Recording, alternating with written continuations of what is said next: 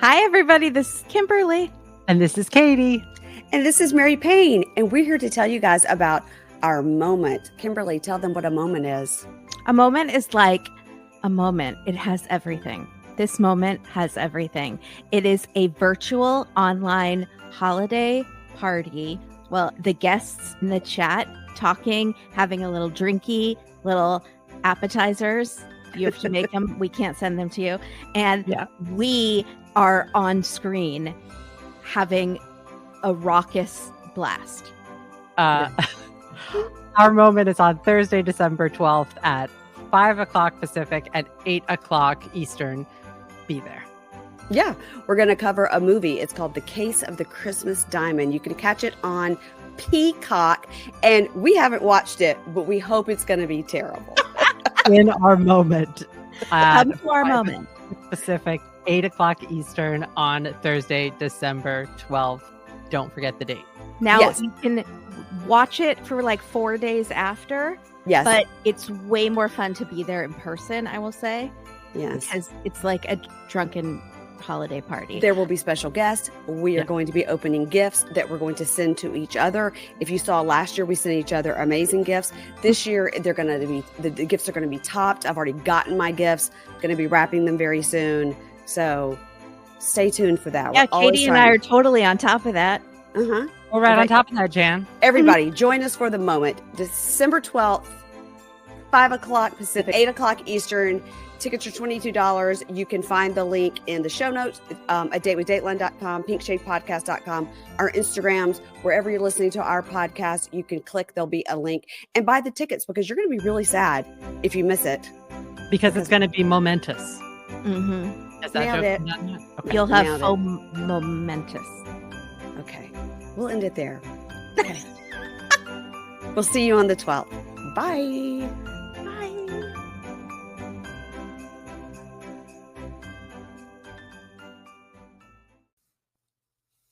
Hey, everybody. Welcome to Pink Shade. It's Monday. It's Mugshot Monday. We're here for the season finale of Life After Lockup, season 5E, episode 50. 50. Mm-hmm. Sounds right. Uh-huh. Sounds right. Yep. Mhm. 50. So, Love is Sacrifice is the name of this episode, Keisha. And when I was looking to get the name of it, because I was watching it Yes. on a screener, Uh-huh. it said next week, it said the name of the episode, you're all new people, but it still said season Right. 5. I believe that. I was like, Which- no. It should be a new season since it's love during lockup. Right. We should be starting over. Yeah. Matt Sharp don't have time. No, you don't want to pay these people. So, He's like, I don't have time. also, you guys, we did see lots of people have sent it to us that WeTV is going to put out a new show called Life After Lockup True Crime or something in February. Yeah. Don't worry, guys. We'll be covering it. Just don't worry. So let me understand this right. Okay. So it's going to be people we've already seen their stories, correct? Uh-huh. And they're going to break down their crimes. Yes. Well, haven't they already done that for us? Yeah, I don't know if it's going to be just like a filler show or what it's going to be. Like, I don't actually know. It's just, Okay. It's going to be them telling what they did to, I'll be interested to hear what Montana Mills has to say. I read somewhere that people are like, I don't think he's going to do it. You don't think he's going to say what he did? They're like, he's probably not going to participate. I'm like, he's got 15 kids. I think he's going to participate. He needs to check. He needs the money. Yeah. Yes, Yeah. he does. Mhm. What did you think about he and Justine's new track that we heard at the end of this episode? Justine and Michael are hardcore living a ghetto fabulous life. From the naming of the children, the braids, the rap career. Mhm. It's just like, it is too much for them just to have a regular amount of children and a regular 9 to 5 job like the rest of America. They just can't do it. Any excuse to have another reason to have matching outfits, they'll do it. However, I will say Justine does have a good voice.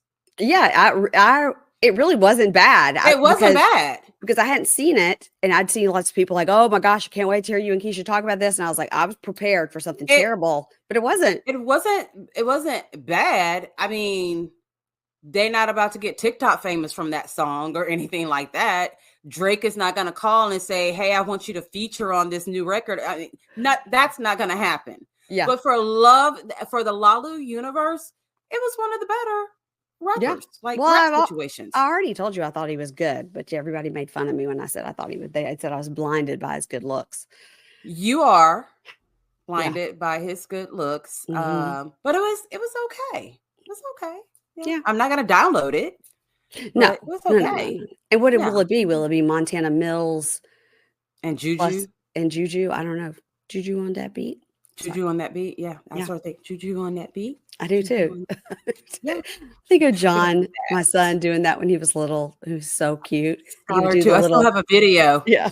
Yeah. And he would do the little shoulder shimmy. It was so cute. Yes. Maybe I can get him to recreate it when he comes home. Skylar would stab me in the neck on the left side if I said, "Do that dance for me," so I can record it. So I like living, so I'm gonna let you deal with John with that whole situation. So okay, I'll let you guys know. I'll tell you too that I went out of town this past weekend. I went to the Nemacolin Resort that's in Pennsylvania. We were there for a work trip for my husband, for a congresswoman that's from that area. And it's a really cool resort. It's super interesting. So on the way home to entertain ourselves, I just did all this research on the family that owns it, because we know that the family that owns it is the guy who started 84 Lumber. Okay. So when I was researching this, because his one daughter now runs the whole empire, the 84 Lumber, the Nemacolin, there's this other thing. And so the one daughter he had tons of kids, but this one daughter runs everything. So of course, the people that work there aren't going to tell you anything. So I had to research, I was like, what do you mean? None of the other kids are in the family business. Like these people are billionaires, and none of the kids wanted any of that money. I didn't say that. What happened? I go, that's weird. So then on the way home, thoroughly entertained ourselves by looking this up. And so we had, with his first wife, he had 5 kids. He had 2 sons and 3 daughters. Okay. This first wife. They were married for 54 years. Holy shit, boss. And then he married someone else that had more kids? Then he divorced her. She divorced him, probably. Okay. Then he married a woman and had 2 kids. I believe that was the secretary, but 2 kids. Ooh. At this point, he's 70-something. Oh my God. Then, okay, Montana Mills. In 1 year, he divorced. No, in 1 year, he divorced that woman, married another woman, divorced that woman. In 2007, he got married twice. Then he married somebody else and divorced, a 22-year-old hairdresser, and he was 91. Oh my God. Then he married his final wife and had a kid whose name was JJ, and that kid would be 10, and the siblings are 60. Okay. Isn't that crazy? And so his 2 sons, he did have in charge of the business initially, but the one son, Joe Jr., got MS, and then his dad fired him because he got MS. Okay. We already know this guy's a fucking horrible person, okay? Yeah. Just from all the wives. When do you tap out? There's a law that says you can only get married so many times, right? Nope. There is here in Texas. I think there is. 5. I didn't know that. Oh. Yeah, because I have an ex-friend. If he had gotten married one more time, he would have maxed out. So, yeah. So when he got married it's only 5 times that you can get married in the state of Texas. And it's you're done. This ain't for you. Stay single, date around. But at some point, those kids should have set their dad down and said, it is time to stop fucking. Oh, you are 90 years old. Well, I think that must be the reason that nobody else deals with him. So then he had another son whose name was Paul, who was in the business. And then he quit, according to him. The brother was fired. This one quit. I don't know about the other sisters, but the one daughter, Maggie, who was a college dropout, is now 56 or whatever. She's my age-ish, and runs this trillion, quadrillion, gajillion dollar empire that they have. She's the only one that runs it. And he like tapped her to do it. But the articles are fascinating about this guy. Just like he called her into the board meeting and she was like 25 and called her into the board meeting and started bawling, crying. Like, I can't let the company get bought. It has to stay in the family. So she's like, okay, I'll do it. She's like 25 years old. And now his daughter from his second marriage, her name is Taylor. She's like 24, 25 and runs one of the arms called the like Hardy LLC. It's something they do where it's just a contracting business. And she's like 25 and is the CEO of that. And then the daughter Maggie is the CEO of 84 Lumber and Nima Colon and all that. And then there's all these other kids. Rich dads. Why can't we have rich dads to tell us here's the company? Yeah, I mean, they're all like, he's a complete son of a bitch, like, such an asshole. And the daughter Maggie is in one of these articles, like, yeah, we would get on my dad's private plane and he would just pull out a map of the United States and put his finger down with his eyes closed and go, that's where we're going to put the next store. And they opened like, kind of daddy I want. Yeah. And she was like, she goes, the thing is when we bought Nima Colon, we just had so much money. She said, we've just had so much money. They bought it for like $5 million and they've put like $200 million into it to make, because now there's all these different buildings. I mean, they're rich. They have lions there for just no reason. Like lions? Lions. Like yeah. Lions. Like you drive around the property and there's all these animal enclosures and it's like, there are the bison, there are the wolves, there are the lions, there are the Bengal tigers. Wow. You're like, did you get these from Joe Exotic? Where did they come from? Yeah, that's like, they're definitely not in cages that are big enough. Yeah.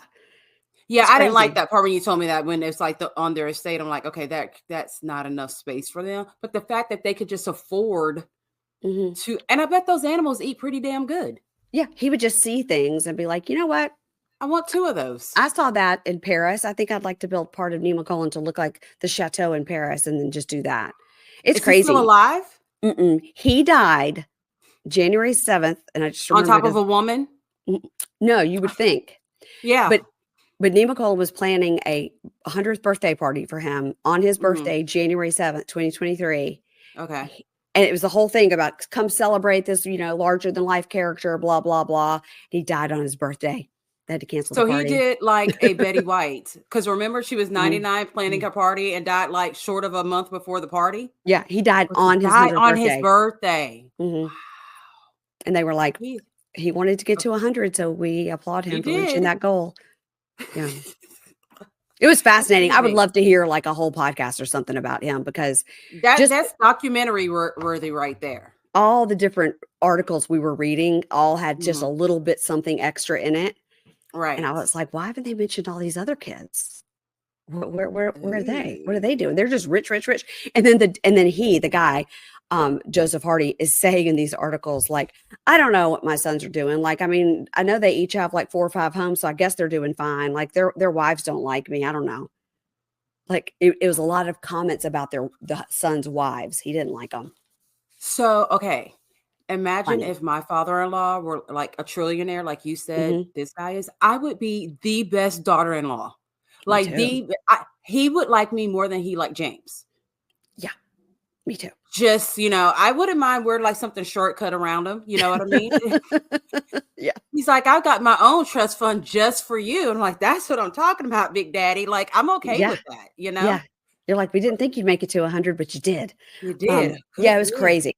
It was crazy. Oh, wow. It's a crazy story. So I really do hope somebody somewhere out there is making a documentary, although it seems like the kids he has on the property when you're driving around, there's like a whole like glass enclosure that's just like planes that he collected. Then there's another whole enclosure and it's just like vintage Bentleys and Rolls Royce and all these cars. Oh my God. And everywhere you turn is art that you're like, are we in France? Are we in Italy? What is this art? The art is everywhere. And one of the articles said it is like $20 million worth of art in Nima Colon because it's everywhere. And some of the artists you recognize, you're like, well, that's an original piece of that you see in museums and it's just hanging here in the lobby. In your house. Yeah, it's crazy.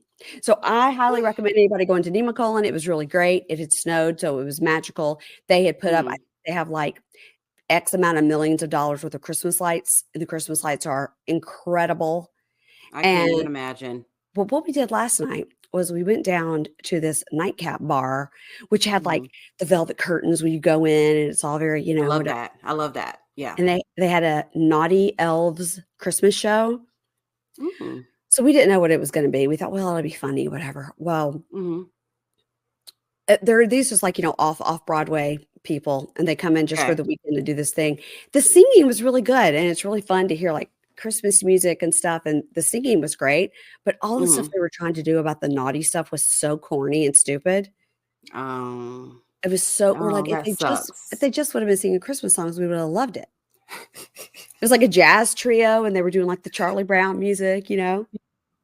Yeah. Oh, well, that sucks. Yeah. Even I told Dave, I go, I'm not even being a prude. This is just stupid. He goes, I agree. The jokes are so stupid, corny. Oh, I hate it when a person can't do a good sex joke. Not good at all. So stupid. But 10 out of 10 recommend. 10 out of 10 recommend. Okay. Well, you still gave a good recommendation for them, the whole situation. So there you go. Yeah. Nice. What did you do this weekend? Because you said that you, like me, had too much to drink last night. Oh God, yes.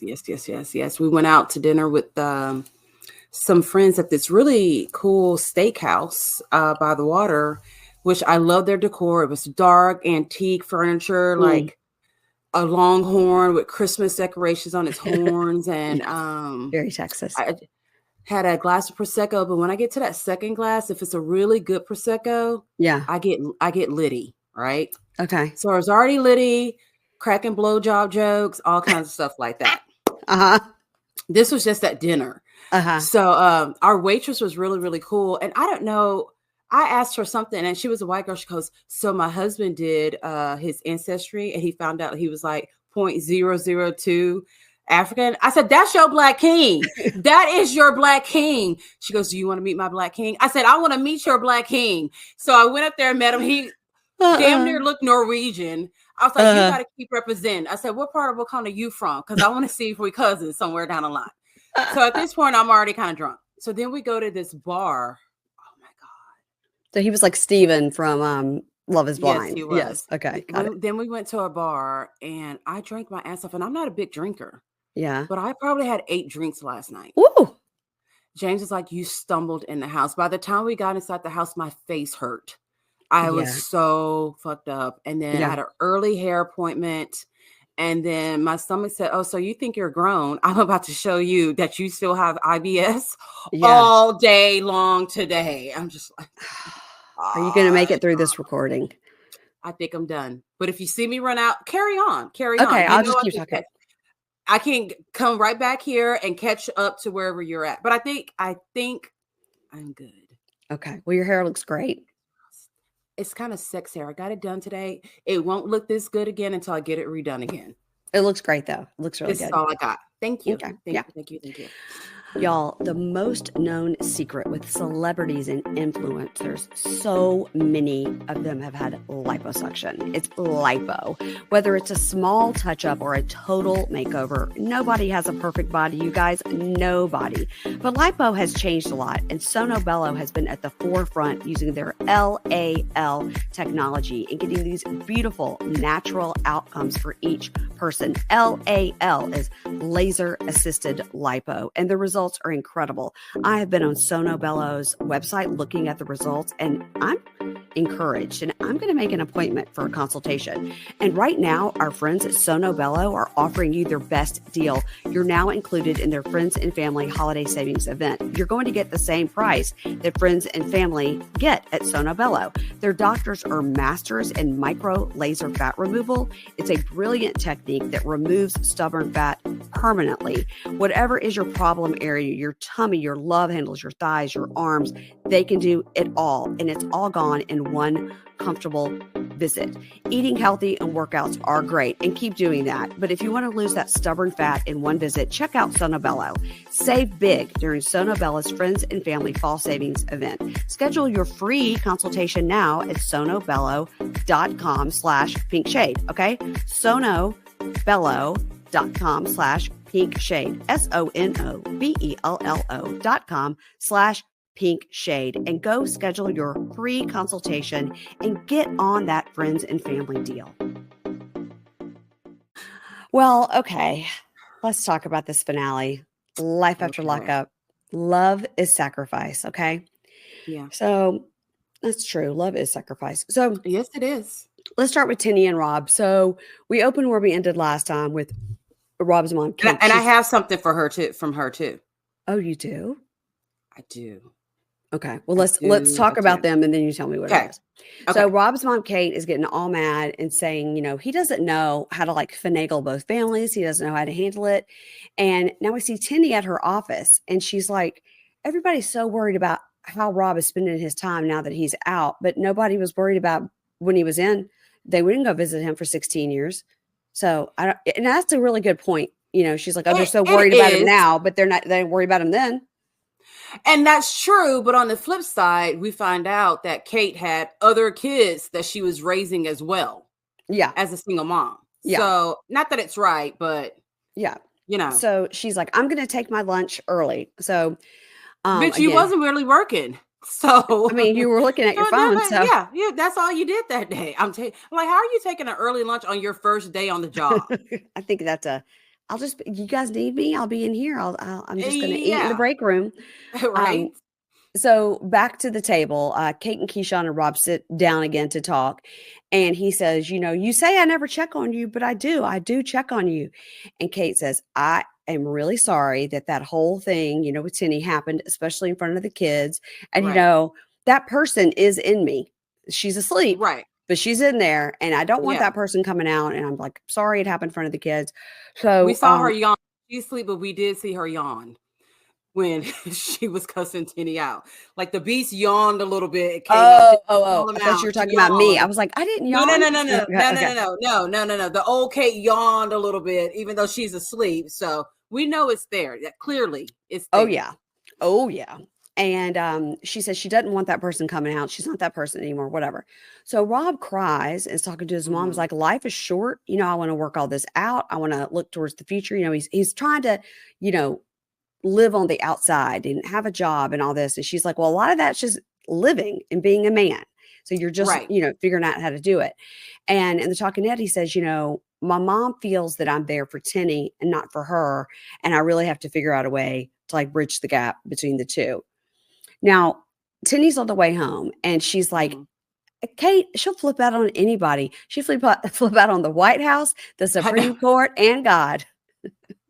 You know, I like a good list. When you list off the things, I like that a lot. Yeah. That was funny. She said she only cares about herself. Now, Rob talks to his mom and says, you know, you and Tennie are similar. You both explode, you know, for no reason. And she's like, my son's so cute.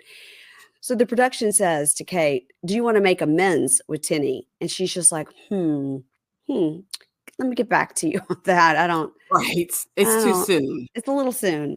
Did you just see me banging on the tables in there and spilling water when I was talking about Tennie? Yeah. A little bit too early to ask me if I want to be around her. And then Kate's going, I'm just biding my time for this footage to come out so y'all can see that I was right the whole time. I have to say that footage is the most replayed footage we've ever seen in Lalu history.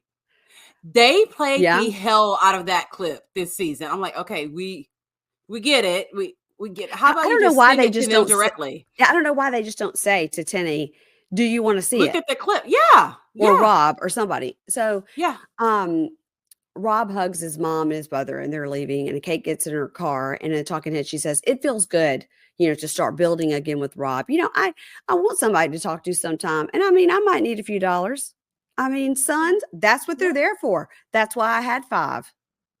And a lot of women do feel that way about their sons, especially when they're single mothers. Mm-hmm. They do. And I'm not saying it's right or if it's wrong, but a lot of them do expect for their sons to help take care of them a little bit when they're grown. And I think this is case in point.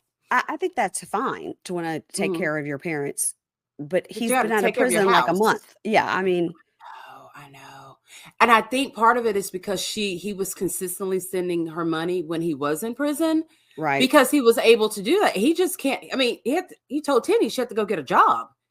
He doesn't have the money like that anymore. And I don't know if she doesn't believe that. I think she doesn't believe it. I think she thinks he's choosing to spend it on Tennie and the kids. Yeah. But I mean, they've definitely downgraded their living situation. Oh, yeah. And they're literally like, we both need to be like regular working class people. Yeah. To get themselves back on their feet. So Tennie arrives home and the kids are helping Rob put the furniture away. Right. And she comes home and she's like, I get on the camera and I see this woman, your mom, in the backyard slamming her fist, water flying everywhere. And you didn't tell me she was going to be here. And then she had the nerve to say that I provoked her. And then we again roll it. See the clip. Roll the footage.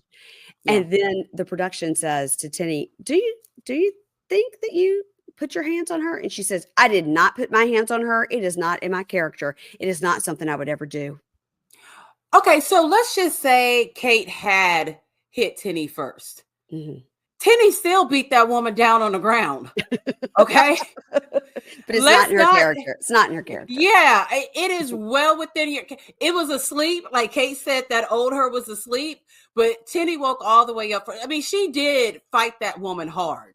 Yeah. So she lost her ever living mind. She did. She went berserk in front of her kids. Since everything is about in front of her kids, she did that in front of them. She sure did. And her big titty friend and her mom. What happened to her? So she tells Rob, she's like, I want you to have a relationship with your mother. I think that would be great. I want you to do it, but I don't think it has to be forced on me. I don't have to have a relationship with her. And he goes, so you came all the way home to tell me that my mother can't come over? And she goes, yeah, I did. Yeah. If she's going to act like a 2-year-old, she can't come over. So funny. She's walking back out. She's all mad. She's walking back out to her car. And she says, you cannot think it's okay to have your mother in our home without telling me. And so he kind of is trying to argue. And she was like, no. And so he goes, you know what? I was wrong. I should have told you in advance. And she says, after everything that's happened, Kate has not apologized to me. And then she goes into my house and hugs my kids. And I don't know how that brain functions. She doesn't take any accountability. Well, you don't either. You don't either because you won't say that you hit her first, No. So Rob says, what if she did take accountability? Then would you be willing to work on it? And Tennie says, if she could show that she could maintain a relationship with you, her blood, then maybe we can talk about it. And she says, and what I'm really mad about is I would never do that to you. And so I think her point about if Kate can show she can have a consistent relationship with Rob, then Tennie, I think that's a good point for her to make. Because she's expecting Kate to fail, I think. Yeah, and Kate probably will. But at the same time, it's kind of hard to tell your partner, your parent can't come to our house, which on the flip side, I do understand why. But I think the best thing to do is for Rob and Kate to have their own relationship. Yeah. Because these two are just not going to get along. They're just not. The kids already have a wonderful, grandmother, and they don't need Kate as a grandma. They don't need that figure in their life. They don't need gangster Kate as a grandma. She's good. So in the talking head, Tennie goes, in regards to Kate, like if I had a baby, I have no intention of inviting her to a baby shower. No intention of asking her to come to the hospital. No intention of having her babysit. People will suck the life out of you if you let them, and givers got to set boundaries because takers hardly ever do. And then we see him in a talking head, and he like tears up about, how far we've come. And he says, I think, Tennie and I together can do anything. I've got all these big dreams, like, a house and vacations. And then that's the end of them until we get to the end and it tells us what they're doing now. Yeah. So I guess enough people have contacted Tennie about the fact that she did indeed hit this woman. So she's in like a comment section, and I guess she's doing like just answering questions like number 1, number 2. So number 4 on the list was me mushing her in the face is something I had to have done out of emotion.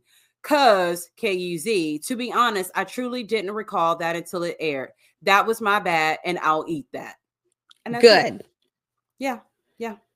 Okay, so she was in a blackout rage, and she doesn't remember what she did.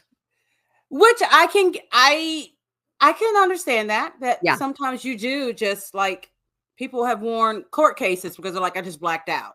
Yeah. But that was at the beginning of the fight. Like, that is what started the fight. Right. Her mushing. So whatever. She did it. Okay. And she didn't really apologize for doing it, but she just said, my bad. She did say my bad. On someone's toe. Like, when I step on someone's toe, I'm like, oh, my bad. You mushed this whole woman in the face on camera and knocked her down to the ground. But I guess my bad is enough. Okay. That's all we're going to get. So at least we got something. My bad. Oh, God, that is so funny. This episode is brought to you by Iristore, the clinically proven advanced hair growth system designed for women who want to say goodbye to thinning hair and hello to volume. Look, we know the struggle, okay? Your brush is starting to look like a stuffed animal and your shower walls have enough hair on them to build your own wig and take yourself to wig court. So if you're tired of dealing with thinning hair or hair loss, listen up. The Iristore Elite is the most powerful device on the market, packed with 500 lasers and LEDs to provide maximum scalp coverage to help you grow thicker, longer, healthier hair. This FDA-cleared device, the Iristore Elite, harnesses the power of low-level light therapy, which is a clinically proven method to regrow thicker and fuller hair. It is the most non-invasive, pain-free, and drug-free way to bring your hair back to life. With the Iristore Elite, you can sit back, relax, binge watch your favorite show while it works its science-backed magic on your scalp. You guys, I've been using it every night while I'm watching my programs, and Ingrid is using it too, and we send each other selfies every night while we're wearing our devices, and I swear it feels good on your head. And they offer a 12-month money-back guarantee, so you can try it risk-free. And if your hair doesn't make a glorious return, you'll get a full refund, just fabulous hair, or your money back. I mean, what have you got to lose? So are you ready to get medical-grade red light treatment at home and regrow your hair? For a limited time only, our listeners will get $625 off their order when you use code PINKSHADE at iristorelaser.com. That's $625 off your order at iristorelaser.com with promo code PINKSHADE. For a limited time only, listeners will get $625 off their order when you use code PINKSHADE at iristorelaser.com. And when you check out, support our show. Tell them we sent you. Hair loss is frustrating. You don't have to fight it alone. Thanks to Iristore. Okay, let's move on to Bianca and Daniel. So, okay, this is just fake because they head out on a date to the Japanese friendship garden. And she's like, I think we should go on a little date. And he goes, okay, that sounds good. And he happens to put the ring in his pocket, you know. So, they sit down, and this is probably the calmest conversation we've ever seen them have. Yes, especially on her part. Boy, she looks like she's got the scurvy. I mean, she just looks so what pale. Is the scurvy? She looks like she has scurvy. She looks like she's got some sort of ancient disease that makes people die. Whittle away. They become very pale, and then they what was another like an old timey disease like consumption. Well, the Black Plague that kind of did that a little bit. Yeah. She just looks unhealthy. She looks ill. She really does. Yeah. I was concerned. She's on that park bench, and I'm like, you're blinding the people walking by with your skin. It's like, whoa, girl. Whenever they show her, I in my head visually do this. I'm cutting off her ends. Yes, off the ends. Like, oh, why? I'm like, why are you hanging on to those shreds? I don't get it. She looks great now. I think that getting Daniel out of her life and getting a hair stylist has helped her a lot. Yes. Mm-hmm. So they're sitting down, and she says, I feel like you regret asking me to marry you. And he goes, well, I don't regret it. And she goes, so like, what is this relationship? And he goes, I don't regret it, but I do feel like I jumped the gun and that you feel like I'm not following through. And she goes, right, I do feel that way. That is what's happening. And she says, what's holding you back? And he says, look, and he's talking like somebody who's his age, you know, he's like, I just got a job. We don't have any housing. And she goes, we can get a house. He goes, no, we can't afford a place without your savings, and we don't need to be doing that. Yep. He goes, I don't even have a driver's license yet. You know, my life is a mess, and it won't be fair to dump you into all that mess. And she goes, I'm already in it. Like, we're dating. I moved here for you. We live together. I'm already in it. In her talking head, she says, it just seems like he's always got excuses. And I gotta say, I agree with her here, because him be like, I don't want to dump you in all this mess. Well, she is already in it. She moved there. So by choice. Yeah. But I agree with her in this. She's like, I don't think they should get married, and I don't think they should get engaged. But I do agree with him going, I don't want to get you caught up in my mess. She's like, you already had me move here and you're living with me. So what are you talking about? Right. But he gave very mature calm reasons. Yeah. And he was correct in all those. He's correct. Yeah. And he says, so you don't like understand that I'm committed. And she goes, yeah, like not committed all the way. Like, what's so hard to give me something to symbolize it? Like an engagement ring. It's not like we have to get married in a month. I mean, this was so set up, because she would have just said, what if you give me something to symbolize it? He just it was just such a setup. The ring. But ring. Here's my question. Where does she think he would get the money to buy an engagement ring? The parents had to take him to Plato's Closet to get some like used underwear. So, I mean. Exactly. I mean, he got underwear, shoes, socks, shirts, shorts, and a ring for $77. That's right. I need to go to Plato's Closet. That's where it's at. Right? Apparently. Yeah. Never been there. Never been there. I haven't been there. I think I've been there once. I know where one is. I know. Yeah, I know where one is, but maybe I wonder if they have an online store. That I don't know. I like to sit my ass on the couch and shop. Me too. So he gets this ring out and he goes, so it's not an engagement ring. It's like a promise ring. And she's like, huh? Okay. He says, and he goes, I'm promising to become the man I deserve to become your husband.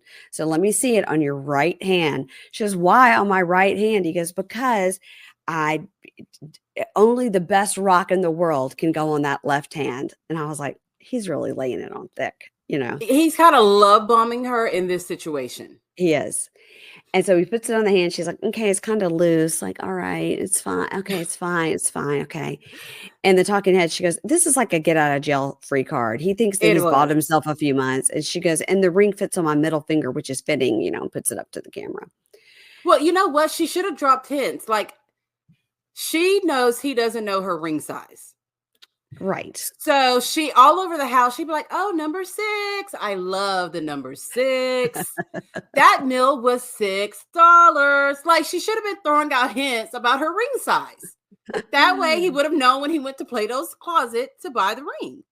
But no, now she's got a size 8 ring on her size 6 finger. So, you know. So then she says to him, she goes, so what are we exactly? And he goes, well, we're boyfriend and girlfriend. Okay. And he goes, and I'm committed to you. And she goes, so the promise is that one day we'll get engaged. And he goes, yeah. And he goes, no, he goes, no. He says that's not what the promise is, but we're going to get there. Just give me time and have patience with me. So that is the promise. Whatever. He's just talking in a circle. He's just buying time. He really is. He doesn't know. He knows he needs to shut her up. Yeah. For a little bit longer. So just do what you got to do. And that's what you do when you're homeless. And your lease is up and you ain't gonna know where to go. Yeah. Uh-huh. So he tries to kiss her and she like pulls away. But then she goes, okay, fine. And she kisses him and says about the ring. She's like, it just doesn't feel authentic. And he goes, it is. So in the talking head, he says, at the end of the day, I don't think this is what she needs to feel happy in the relationship. I think the ring was not the problem in the relationship. Mm-hmm. I'm with somebody who doesn't know what love is, who doesn't love their self, and doesn't believe me when I say that I love them. And he says, but I didn't love myself at 23 or at 29.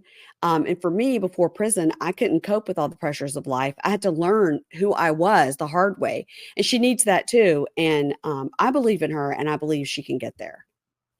Okay. Yeah, so that all makes perfect sense. Then he cheated on her with 5 women that we know of and became a personal trainer. Mm-hmm. So there you go. There you have it. Mm-hmm. So in the car, they're sitting. And so they've got cameras in the car, but they're filming them from outside, which was a choice. But he's telling her, I love you. And I mean it. I meant everything I said. And in the talking head, she goes, all I can do is wait, I guess, because what am I going to do? I'm not going to break up with them. You know, when you love someone, you stick it out. Yeah, but sometimes love ain't enough. No, and I did feel that gaslighting and love bombing from him. He did. This episode. And I like him a lot, but he did a lot of it this episode. He really did. It was so obvious that's what he was doing. But then again, when you're homeless and carless, you do what you got to do to keep a roof over your head. Yeah. So I think he likes her. I do too, and I think he appreciates that she was supportive of him, and he had somebody to talk to when he was in prison. But he knows this is not his person. And then, did you see that thing that he posted, which is a picture of him, and it was like my face when I found out Bianca catfished me? You sent that to me, but I know. But she kind of did. But they did FaceTime calls. We saw it. They did a FaceTime call every week. But you could get a filter on a FaceTime call, can't you? I don't think when you're doing that prison thing, you can, because they're like on those prison iPads and they, I mean, maybe she could filter it from her end, but she had also gone to visit him one time in prison, right? Before he got out. Yeah. So he's seen her in person. I mean, but the pictures were catfishing. The pictures are very filtered. They are. I think he may be feeling the heat a little bit because he got caught cheating. Mm-hmm. So now he's kind of like, well, she did catfish me. He's being immature about it right now. Yeah, right. All right. Zaria and Troy, 6 weeks out of prison. So Troy is walking to the car, to Yana's car, because if we recall from last week, she didn't bring baby Troy. She said she was. It's, by the way, his fault. And so he's walking to the car and he's like, he literally says this, open the car. When I tell you to open the door, you open the door. Is my daughter in there? He's talking very rudely. Well, he's also very high. Why, even if baby Troy were there, she wouldn't be going anywhere with you. You are blazed right now. Yeah, so totally. And he walks back over to Zaria and she's like, what happened? And he says, my daughter ain't in that car. She's got some goofy bitch in there with her. And Zaria goes, who is it? He goes, I don't know that bitch. And the way he's talking is real different than the way we've seen him talking. Yes, it is. Which you say is how he acts on those lives. On those lives, you will be dumber after you watch them. Like literally. I mean, it's like, what kind of education did these people get? Why are they on drugs? Why are they on? Karen literally lives on live. Like, it's so weird. She never goes on. Yeah. Is she trying to earn like those little badges and things where people send money? No. That's the funny thing about it, because at least like I will watch like someone's live and they're like, hey, send me this, send me that. Yeah. Fuck. The other day she was saying that's why Zaria has HIV and that she's dirty. Her drawers are dirty. She's like, her pussy stinks. She's like, I may be however old Karen is. She goes, but my panties don't stink. I'm like, oh my God. What is wrong with these people? Like they are all insane. Yeah. He showed his ass on this because he did not act nice. He did not look and he usually does act pretty nice and calm. Yeah, but not this time. So he says that the goofy bitch is in the car, and I love the phrase "goofy." Goofy bitch. It makes me giggle. It really does. Because why she got to be goofy? Like you literally just saw this poor woman who rode with her friend. Yeah. In case popped off and she had to come and back her up. But now she got to be a goofy bitch. And Zaria goes, yeah, she was over here saying like, you need to control your man. You need to control your man after she blatantly dismissed me. He's like, yeah, she wouldn't even talk to you. What? So she don't have to. And they're talking head together, Troy and Zaria. She says, I really want them to get along so they can co-parent. Like I really do. I want him to be able to see his daughter. And he's like, yeah, I want to be with my child. My child's being taken away from me, and that's whack. And Zaria says, the only thing I can figure out is jealousy. She's jealous. I mean, he has done nothing wrong. How about he's been in prison for 7 years? Let's start there. He's been in prison since this kid was like 1 year old. Yeah. He doesn't know what it is to parent. Hell, Zaria doesn't even have her kid. She's worried about, bridging this gap between Troy and his daughter. Well, what about your son and his actual dad? Where is that guy? We have no idea where this guy is. We don't know if he pays child support. We have no idea where he is. Oh, he's in prison. Is he still in prison? Did he get out of prison? I thought he was out of prison. Oh. I don't know. You'll have to watch a 7-hour live to find out. Yeah. Okay. And so then Zaria and Troy talk, and she says, this is the woman you chose to have a child with, and you need to man up and have a calm conversation with her. Like, you need to be calm. You can do it. I was like, I don't know if he chose to have a child with her. I think it just kind of happened. I think it just happened. So Troy goes up to talk to Yana, and he's again smoking a giant joint, asking why he can't have his kid. I was like, let's start here. Let's start with this behavior. The joint. Yeah. So he says, how can we co-parent if you won't even let me see her? And yeah, I made one mistake.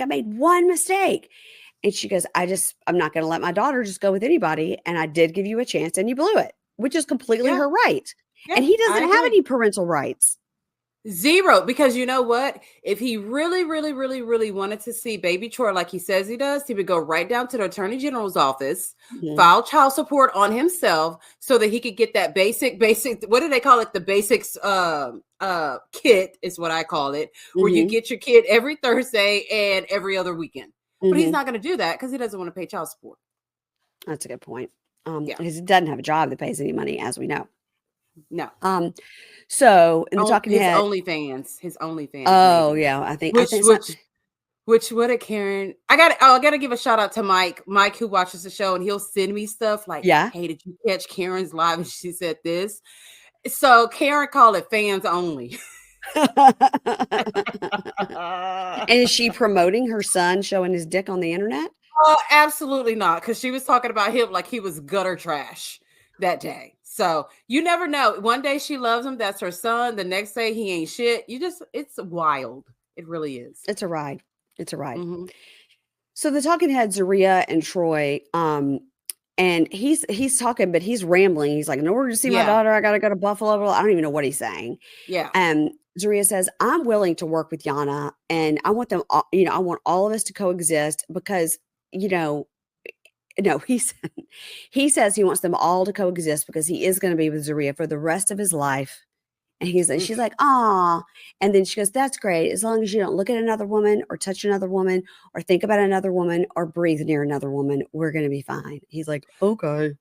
How much do you want to bet when they got back in the car, she started asking him questions about Yana's goofy ass friend? Well, how does she look? Did you say hi to her? Yeah. Did you breathe her air? What? Why were you looking at her? He probably caught hell for that. How'd you know she was goofy? You must have been really checking her out. Yeah.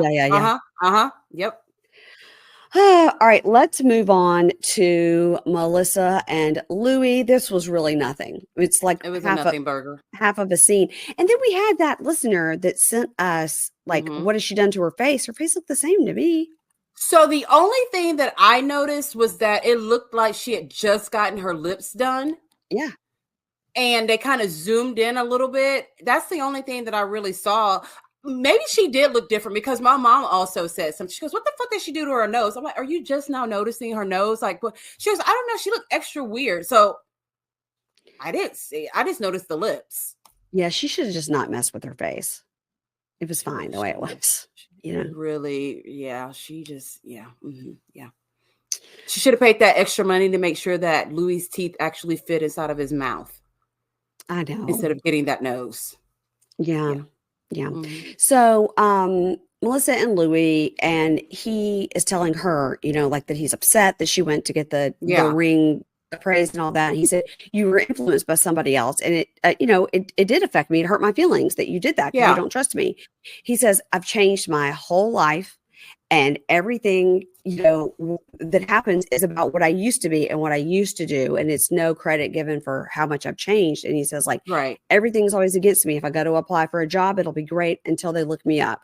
And I just don't want to be always seen as this felon.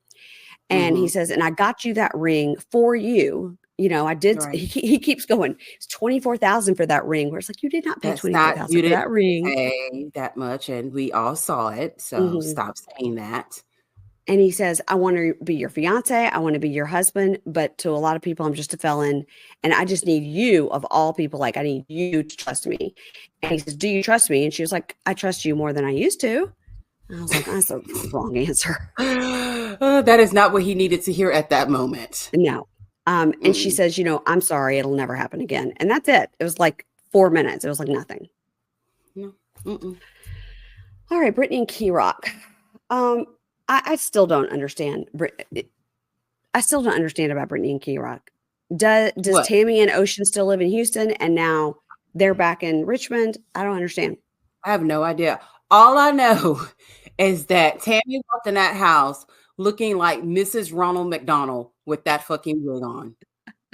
Tammy's always got an interesting wig on. Always. Wait a minute. You are right. But this is in the top 3 of really bad ones that she's worn.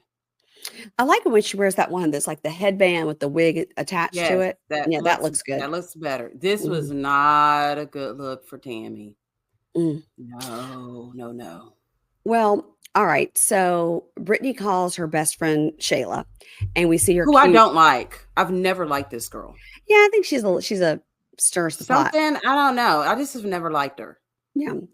So we see her cute daughter Nyla is talking to, and so Britney's flying in, and Shayla's going to pick her up. It is day 29 of her travel pass. How did you feel about that? My anxiety went up because I would have been back home on day 21. Like day 29 is cutting it way too close. I agree, because there could have been weather. They could do this. I mean, yes, I agree. Yes. Way too My close. anxiety went. Zoop. And the new place is all fixed up. I didn't see waterfall, big waterfall. I didn't see any waterfalls. I didn't see the Picasso that they said they were going to put in there. I didn't see any of that, but it looked better.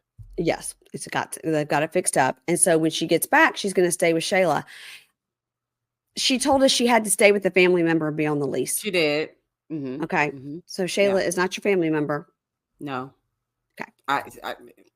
It's Britney telling us these things. And even when she says something, Key Rock will be like, that's not actually what it is. So I don't know if Britney has smoked away some brain cells, but she never fully tells us the truth. Yeah. It's always weird. like 92% the truth. Yeah, totally. So she's saying, I'm just praying I'll get to come back to Houston really soon. And then Shayla says something weird. She says, first of all, she says, like, she's talking about basically like Life 360. Like, you'll be able to see if he's speeding in the car, and you both need to get this app so you can see each other.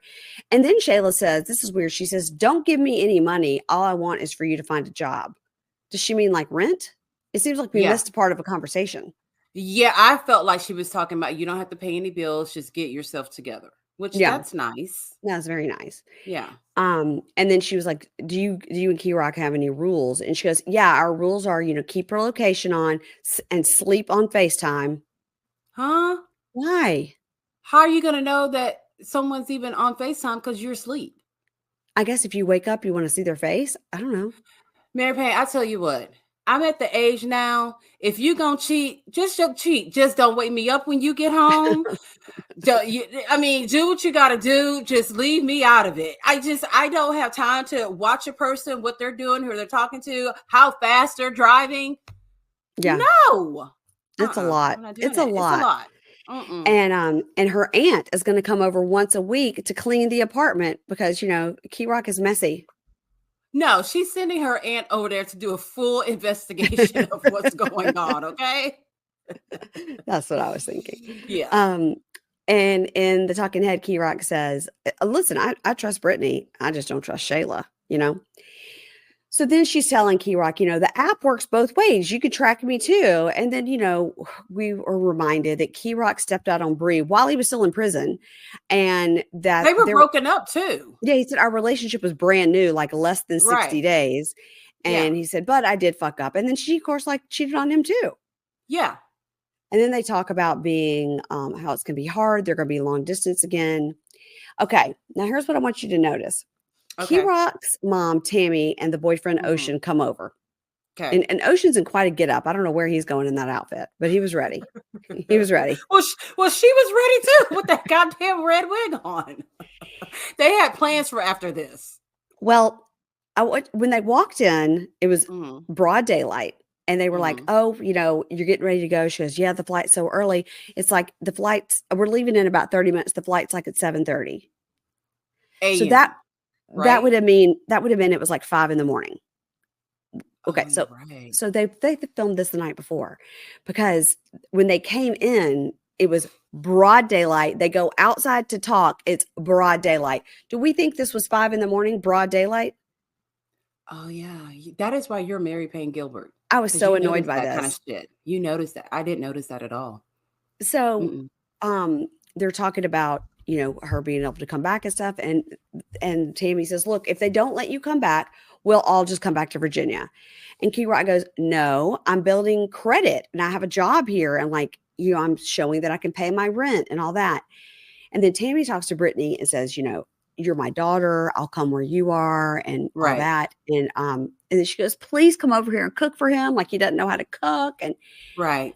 you're talking to how Britney reminds us she can't get off probation until she pays her restitution, which is about $10,000, does that mean it's about 10, which means it's really 20? Because Key Rock said it's more. More. Key Rock has said it's Yeah. more. And she's going to do nails and babysitting jobs to get some money. And if it takes too long for her to get the money to come back and she doesn't get approved, then yeah, he's going to have to move back to Virginia. Okay, wait a minute. Mm-hmm. She said that she was going to do nails And to make babysitting. money. Mm-hmm. Bitch, your nails wasn't done. She had one hand with nails on and the other hand was bare. Bitch, you don't need to do nobody's nails. You need to finish your set first. She had it on 2 scenes. She had it during the confessional scene, the talking head, and I think when she was leaving. But why? Also, she told us she dropped out of nail school, so she can't do nails. Well, you can in your apartment. Yeah. I mean, you're just not going to do it in a nail salon where you need a license, but yeah, you can do that shit in your apartment. Come over to Shayla's. I'll do your nails. Exactly. Yeah. So Key Rock and Ocean talk outside and he's saying like, yeah, all this is like super stressful. We don't know when she's going to be able to come back. And, but the problem is we stayed at Coffee's place for months with no income. Months. Yeah. They were in my town for months. Weeks. They were in that little bitty apartment. That apartment was super small. Yeah. Yes. Yeah. And he said, I've paid all the court bills, everything, and I've used up all my savings.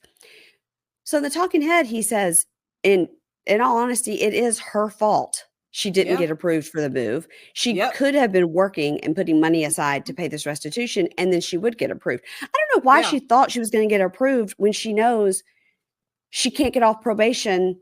So why did she think she's going to get approved? I don't understand any of this. It's Britney logic. Now, when Mom and Ocean walk out, they say goodbye because they're Britney and Key Rock are about to go to the airport. It's bright daylight. 4 seconds later, they act like Key Rock and Britney are walking out right behind them. Pitch black dark. Pitch black dark. I didn't notice any of that.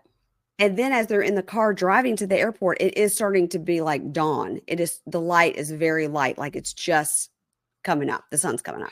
So what you're saying sounds right, that they filmed that scene at nighttime. And when he's actually taking her to the airport, it is the next morning. Yeah, I think they're like, hey, come over at like 5, but we're going to pretend it's in the morning because they're like, I'm not coming over there at 5 o'clock in the morning to film with y'all. I don't blame them. I wouldn't either. I'm like, oh, well, if y'all want me, we're going to have to change the schedule up a little bit. But when they opened the door to leave, it was pitch black dark. And they're trying to act like 4 seconds before they're coming just behind Tammy and Ocean. Oh my God. And also when they get in the car, and before, when she was talking to Tammy Ocean when they first came over, her hair was parted down the middle, not a stitch of makeup. Yes. At the airport, her hair's parted down the side and a full face of makeup. So when did she repart her hair and put on a whole face of makeup? Now I can't see Britney doing that in a car. No, but when they were driving, she had on nothing. Then we're only to believe she's got this one duffel bag and this one plaid bag, and that's I saw that. I was like, really? Not the fashionista who spends all this money per month on all her fabulous clothes. You know what I mean? For this fabulous lifestyle. I noticed that too. So really all that she had for a whole month? Mm-hmm. Oh, Mm-hmm. no. Yeah, none of it makes sense. And I don't know if WeTV and Matt Sharp and everybody, if they're just getting lazy with it, and they're just like, nobody will notice, or they're just like, Yes. we're so sick of these people, we'll put some more production effort into the next group. I think it's a mixture of both. Mm-hmm. Yeah.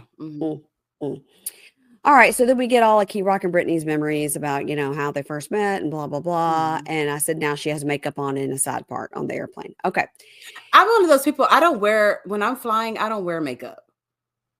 I usually don't. The problem is when I'm flying back and forth from here to Mississippi, I'm guaranteed to see somebody either on my plane or in the airport because always.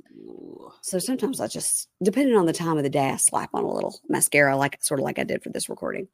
Okay. All right. Kimberly and Joey. Mm-hmm. All right. Tatum opens the envelope and the alleged father, Joey, is excluded. It's just like Amari Povich. Joey, you are not the father. Right. Yeah. Not the and father. I told you, I was started as the weeks went on, I really was thinking that little boy was his. I know you were. Felt like they were morphing into one. I'm like, he just need little sideburns. And that's Joey Jr. right there. So I was actually kind of surprised. I did not ever think it was going to be. And I also was like, surely they would not be so dumb as to put this on TV. They just pretended. But that's not cute to pretend that you don't know who the father of that baby is, because one day he might watch that. Well, she always talks about Joey being a cheater, but she was a hoe too. Yeah. Yeah. She figures out she was pregnant with this kid when she was cheating with Joey. I mean, she couldn't even keep track of it. So Joey's not the father of Kaysen or Kyler or whichever kid it was. One of the kids with the K names. And Tatum says, now listen, when Joey gets out of prison, he needs to go live with his mama. He doesn't need she said he doesn't need to live here with these children, and this new dog. She's not wrong. And Kimberly goes, well, I don't think he would want that. And also his mama won't want that. I mean, I think his mom's like, no, never again. She's enjoying her life with her matching earrings and t-shirt sets. She's got Christmas parties to go to. She's got bingo to play. She's not trying to chase behind Joey. And you know what? Kimberly signed up for this. That's right. What she wanted. So take it. Yeah. Mom said he can't come back here. So she calls Joey and tells him, you're not the father. And he's like, okay, then, well, we tried. Okay, good to see you. Bye-bye. He doesn't really see that means we ain't got to pay that money back. He's like, we've got to rethink this whole thing. You're right. Open up that fake letter that I sent you. So in the talking head, she says, Joey has potential to be a great father, a great husband, and a role model for my children. But if he can't get sober, what will I do? Well, let's start there. Yeah. He's not sober. So what kind of a role model is he for your children? And why does she think he can be what has he shown that he would be a great role model? What potential has he shown? I don't know. But I like that, Tatum was like, look, right now they're in La La Land. And they are. And he'll get back from rehab and that'll be great. And then he's just going to do it all over again. Which doesn't give you the pattern. We have seen recent pictures of them. Kimberly looks great. She looks great. She's lost weight. I think she's a pretty girl anyway, but she looks really, really good. And his hips, they're still thick, but I'm going to knock him down a level. I'm not going to say they're childbearing hips. Okay. They're still hips that don't lie. They not lie. I mean, they still got a little jig to them when he walks, but he's looking better. So they look like they're being healthier. Yeah, I mean, they posted a couple photo shoot where I was like, she told him, wear your best black hat, turn it backwards, and your best gym shorts. So let's get a professional photo shoot. I was like, they could put him in some khakis and a polo shirt or something. Well, she didn't look that great with what she had on. She just had on jeans. I was like, what are we doing here? And flat sandals. Yeah. I was like, I guess that's how they do it in Eden, North Carolina, or wherever the hell they're from. I guess so. Okay. In this holiday season, I'm thankful for Honey Love because Honey Love has revolutionized the bra and shapewear game. You guys, it used to be that my in-the-house bra and my out-of-the-house bra were two separate things. But now with Honey Love, their bras are so comfortable that the bra I use to lounge around the house in or sleep in is the same one I'll wear to a party. It's incredible. And this is because Honey Love's bras feature the supportive bonding that eliminates the need for underwire without sacrificing lift. I like the V-neck bra. It has the molded cups that are designed to lift everything up, but it's not like a shelf where you get that uniboob. You got to try it. Their shapewear uses targeted compression, so you no longer have to feel like you're suffocating. You don't have to stress when you need to wear shapewear now to a holiday party where you're like, oh, I'm going to be so uncomfortable, because it's not. It's comfortable. So gift yourself the gift of comfort. Plus, now until December 4th, Honey Love is giving you 60% off site-wide. That's right. From now until December 4th only, Honey Love is giving up to 60% off site-wide. It's their biggest sale of the year. So treat yourself to the best bras and shapewear on the market and save up to 60% site-wide at honeylove.com/pinkshade until December 4th only. Inventory is limited and the sale ends soon. So don't miss their best deals of the year. And after you purchase, they'll say, hey, where'd you hear about Honey Love? Please tell them that Pink Shade sent you. You got to support your boobs and you got to support the show and say, Pink Shade sent me. Elevate your comfort, elevate your style. Thanks to Honey Love. Visit honeylove.com/pinkshade to shop the sale and let them know we sent you. Y'all, you know my love language is gifts. I love to find the perfect gift for somebody that they wouldn't necessarily get for themselves. For holidays this year, I'm getting my sisters-in-law cashmere cotton throws from Quince. Quince is my go-to for affordable, beautiful, wonderful, very, very thoughtful gifts. You guys, they have everything. They've got 14 karat gold jewelry. They've got those Mongolian cashmere sweaters. You guys, think about getting somebody a Mongolian cashmere sweater for Christmas, Hanukkah, whatever you're celebrating. Their mind will be blown. And these sweaters start at $50. And again, they've also got these Italian leather handbags, these European linen sheet sets. They have so many amazing things. You know, Quince is on the nice list because they only work with factories that use safe, ethical, and responsible manufacturing practices and premium fabrics and finishes. So that's why, you know, it feels like luxury in every piece. Gift luxury this holiday season without the luxury price tag. Go to quince.com/pinkshade for 365-day returns and free shipping on your order. That's QUINCE.com/pinkshade to get free shipping and 365-day returns. Quince.com/pinkshade. And at the end, they'll say, how did you hear about us? Click podcast and click Pink Shade. Thanks. 5 weeks later, this was weird. So she's at the water park with the mother-in-law and the kids, and we hear him leaving her a voice message, which is strange, saying that, you know, he loves her so much and she and the boys in his sobriety are his priorities and he's not going to mess up again and he's doing great. Okay. Sure. Good for you. We believe it, I guess. Okay. So let's go on to Justine and Michael. That's who we're ending with here. They're putting Maddie's birthday party together because she's having the baby the next day. And her mom, Sherry, comes and her grandma, Maureen, arrives. Maureen, I'm concerned about Maureen's dental work. I didn't notice it. Okay, now wait, Mary Payne. That woman looked a good 90. So we're really going to make fun of her teeth? I didn't say make fun of. I just said I was concerned. What did they look like? They were... Oddly enough, they sort of looked what Mike's mom's teeth used to look like real spread apart and real buck. Yeah. Like all the teeth got about 3 tooth holes between them. Oh, poor Maureen. Bless her heart. She's just glad she's there to meet her great grandbaby. I know. Well, I mean, God bless. Yeah. She definitely doesn't know all those kids' names. Definitely. Oh, God. There's no way. I think she may know Kylie, and that's it. Yeah, right. She's like, I remember that first, but after that, you lost me. Now, did you notice that Mason and Nova are there? When did they arrive? Yes. When did they arrive? Affording all of these trips. And I have to say, Nova is such a beautiful little girl. And that Mason's real cute too. He is too. And what I finally figured out was that out of all the kids, Nova looks the most like Mike. Okay. Well, I think Melody looks a lot like Mike, actually. I don't think she looks anything like Mike. Okay. I wonder, was her mom Samoan? She kind of looks Samoan to me a little bit. So I don't know. So, all right, they're putting together Maddie's birthday party. So Sherry and Maureen arrive, and Mason and Nova are there. They weren't there yesterday, but they're there now. No. How did these two 7-year-olds arrive?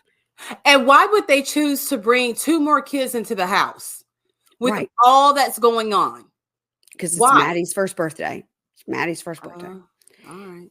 So Sherry's outside talking to the camera, and she says, I think this whole thing is ridiculous. I think it's asinine. I don't know why they're doing this, but here I am. And what makes me even more mad is a week after Mahat and Barbie was born, Michael told me he was getting a vasectomy. What I mean, he acted like to Justine and getting a vasectomy was the worst thing in the world. Yes, he sure did. So he said he wanted to be able to have kids when he was 72. Because what if God blessed him? She's like, who are you going to have kids with when you're 72? Not me. It's going to be like that Hardy guy that owns Nemacolin. That's what I was thinking. Yes, with a lot less money. Dave was like, how does he even know those kids are his? 91. Right? Oh, okay. So in the talking head, Michael says he wakes up every day and says, today is a blessing. The kids are excited. They can't wait for little brother. Like, we feel so, blessed. I feel so blessed to have Justine. And, ever since we had Maddie, she's sort of the bridge that has kind of like united. He goes, Manhattan is the bridge, no pun intended, that has united both sets of kids. So that's good. But although they had Maddie when the 2 kids had a fist fight that we saw in this episode. So, and he knocked a hole in the wall. Maddie was around at that time. But it's a blessing. It's a blessing. Anyway, it's still a blessing. So Sherry and the grandma are talking to Justine and asking all the questions about what did the doctor say about the high risk pregnancy and what could happen and the bleed out and the tearing of the healing of the lining. And Sherry's like, yeah, well, you didn't let your body heal long enough. And then she says, yeah, mom, it's like really serious. Like, they told me to write a will and figure out what we would do with the kids. That's when she tells her mom that Kylie and Michael would split having control of the younger kids. And Sherry goes, well, that's ridiculous. Kylie's in college. And Sherry says, I have no intention of letting Kylie quit school. And Justine's like, you don't have a say in it. And I've already talked to my daughter about it. And no, she can't like not care of her brother because she has to go to class. I was like, well, that was horrible. Yes, she can actually, Yeah, that was horrible. And it goes back, I've never been a Justine fan. I know. That was so selfish of her because if something were to happen to her, her thing would be, Kylie, I still want you to go on with your life. Yeah. You still live your life. Get an education so then you can get a better job to help your brothers. Yeah. She doesn't think like that because she's got a fucking bird brain over there. Like, bird brain. She does. I just, and then she pops an attitude about her mom. Your mom came. She still came and brought backup. You keep bitching about your mom. I think your mom is just sick of you being so stupid. Just so irresponsible. And she has to come in like Captain Save-A-Ho. To help you with these kids. And also, you're living in that house because of your mom. Yeah. But she still wants to be bitchy. I feel like Justine has been like this her whole life. Yeah. And I do think that the way Sherry acts to Justine is a consequence of Justine's actions, Exactly. I agree. Sherry tells us she is a ICU trauma nurse. Yeah. So she knows what Justine's explaining all the things. And she goes, and the doctors, they have to tell you everything, the worst case scenario. So no, I'm not worried. So, which is what we've all been saying this whole season. Every time she has said high risk. Think about if we had got $1 for every time she said high risk, we'd almost have enough money to buy a lion, like that man that you were talking about earlier. Lion. So the talking head Justine says, I have serious connection issues with my mom. Like, I just can't get there with her. This is a time when you should just be able to lean on your mother, and I can't. And I'll never feel that I'm good enough. I'll never be good enough. And it's hard when you feel like you don't have the support you need, from your mother. But again, I think Justine needs to look at what has made her mother hard towards her. And she just to do that. Yeah. So it's the day. It's the day of the new baby being born. It's 5:26 a.m. They're running late. They have all the kids with them, That except made no sense. Melody. Where's Melody? Melody hasn't been here the whole episode. She was not there. Because I was counting. Absolutely right. It's like I'm counting and one is missing. And then I had to look. I was like, dun, dun, dun, dun, dun. Oh, Melody's not there. But she lives with them. But I wondered if she go back home. You wonder if like she flew to get the little kids to bring them, or I don't know. She was not there at all. She was not there. She was never there. She wasn't at the party. She wasn't at the hospital. I'm sure she's like, I refuse to help take care of another child. Yeah. She's like, I'm tired. This is a lot. It's a lot. So they have all the kids with them, and the talking head, Mike says, we decided to bring all the kids with us because it'll be very important to Justine to be able to say goodbye if something happens. Okay. They are just really doing way too much with this. You know what I mean? Like, yeah. Yes, I agree. It's serious because it is surgery. Yeah. But they have like really exaggerated this whole thing all season long to the point that we're exhausted, to the point that we almost don't care. Yeah. And I think, I mean, I was like, are they going to put all those kids in that room with her? But no, they had them all sitting out in the lobby just waiting. 5 o'clock in the morning. For one thing, like you have to be a certain age to even go in those labor and delivery rooms. And that was a van full of damn kids.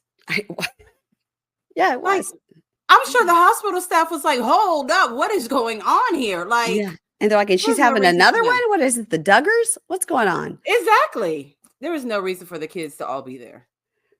So Justine, she's got her little surgical hat on. They've got the IVs and stuff in her, and they're getting her ready. And Mike hugs his mom, and Maria says, I saw Sherry wiping her tears. And she goes, no, I had gunk in my eye. No. And we get a replay of their love story about her picking up from prison. And whoa, was that man hot when he came out of prison. Yeah, I'm not feeling the new haircut. I'm not either. I'm not feeling those super tight braids. But oh my God, was he hot? He was so hot. He's still a good looking guy, but yeah, he is quite healthy now. Yes. He has not missed a meal. And the haircut is not that he cut the hair. It's just a bad haircut. You mean like the super tight braids? No. He cut his hair off. Oh, I haven't seen it. I thought I seen you a picture of it. It's just maybe you did. I don't know. I could have forgotten. It's not a good haircut at all. Oh. So she starts crying because she's worried before surgery, and she's 38 weeks pregnant, so she's emotional. So they take her into surgery. She has the baby. She's fine, but she's very out of it when they are filming her. She's like, oh, like her eyes. Yeah. The baby was 6 pounds, 3 ounces, has tons of hair, and they decided they would name him Million Banks Persad. So he's Million Banks. I think it would have been better to be Banks Million. Banks is a cute name. Banks is cute. But it's Million. Like they went to the same Name Your Baby book that Nick Cannon went for all of his children. Oh my God, those kids. Name. Yeah. Yeah. This is bad. It's still not as bad as Manhattan Barbie. Yeah, and I'm thinking like, what did somebody say they should name the baby Bronx Ken? But Million Banks. So I guess they're going to be Maddie and Millie, I guess is what we're going for here. Right? Okay. Because we got Melody, Michael Jr., Nova, Mason. So Nova has got to be the one kid that is from that other different woman. Mom. And she's like, I'm not doing the M theme. No. The closest I'll get to it is an N. Live with that. So they're all, sitting and talking, and Justine says the scar tissue wasn't a problem. It was fine, and their tubes are out. And he was like, I saw him take those tubes out.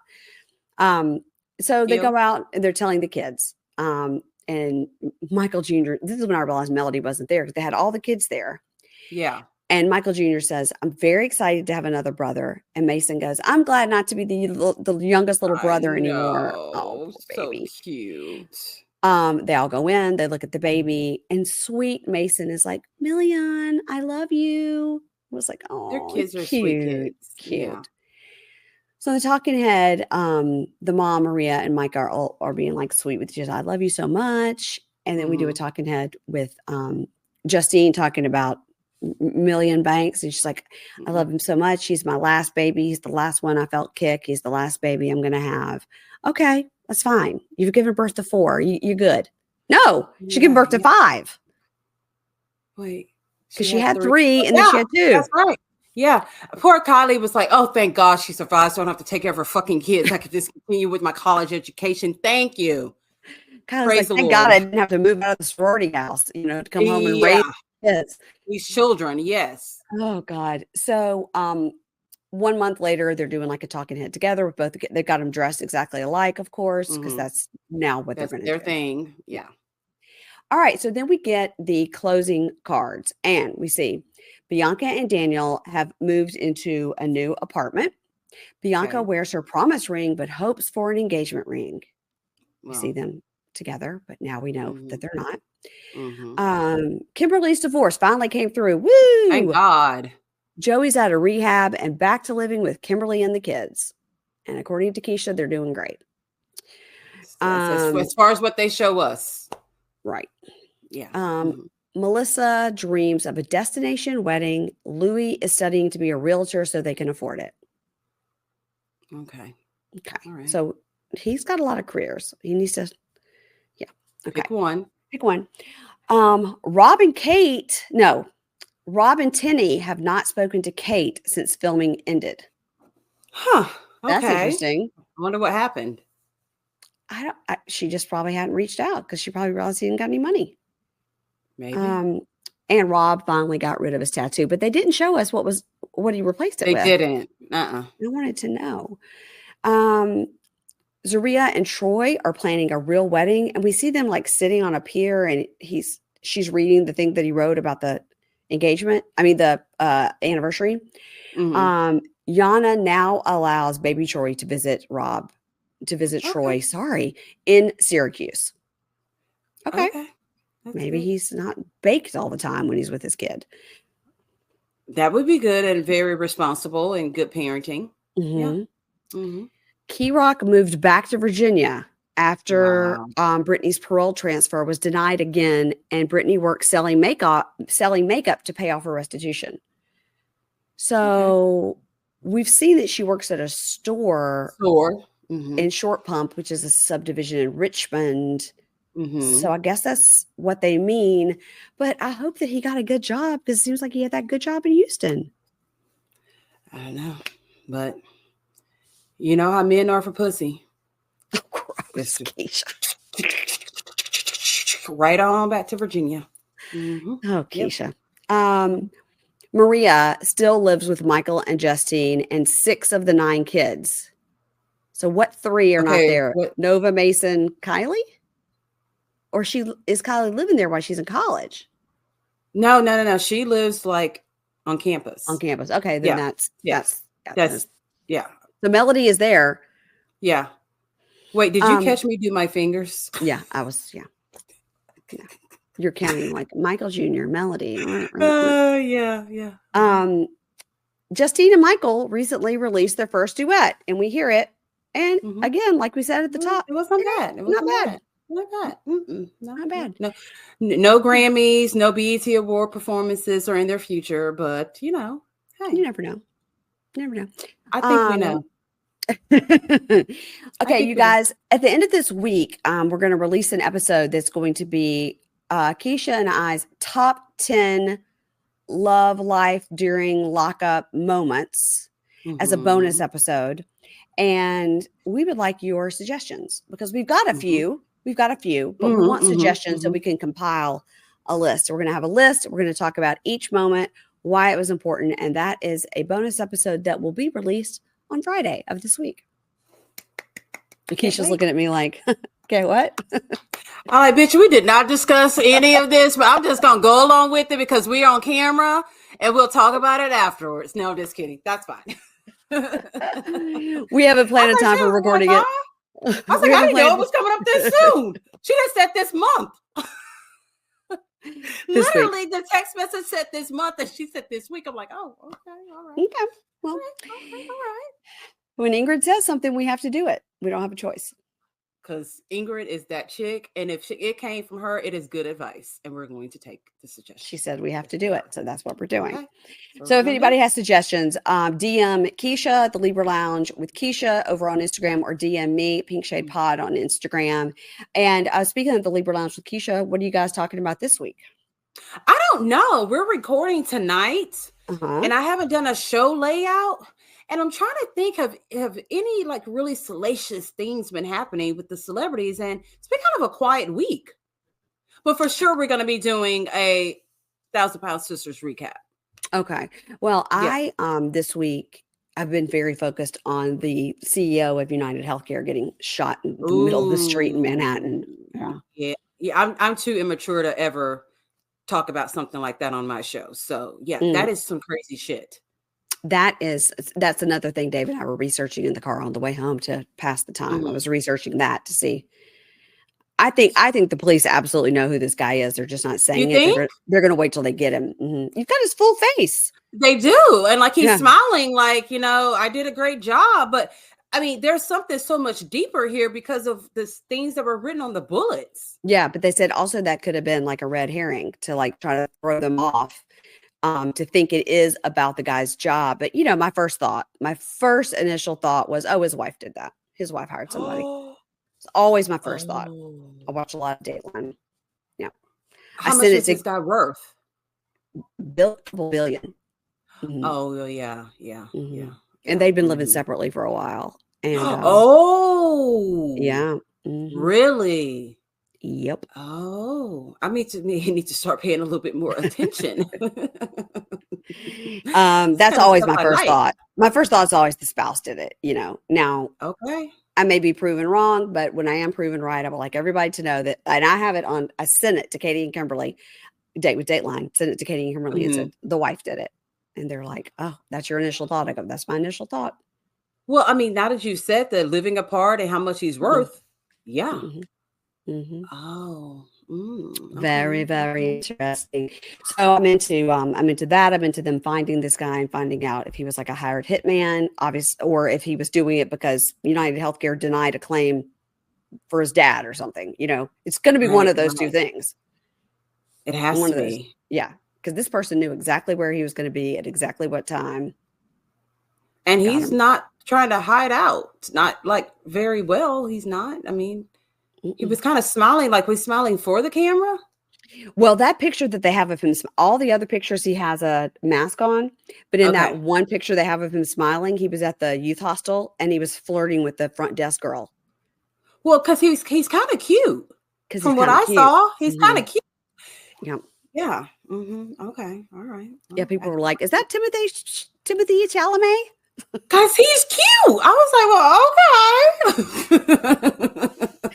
I can't even say Timothy Chalamet. I have to be like, Timothy Chalamet. Why do you say what? I don't know why.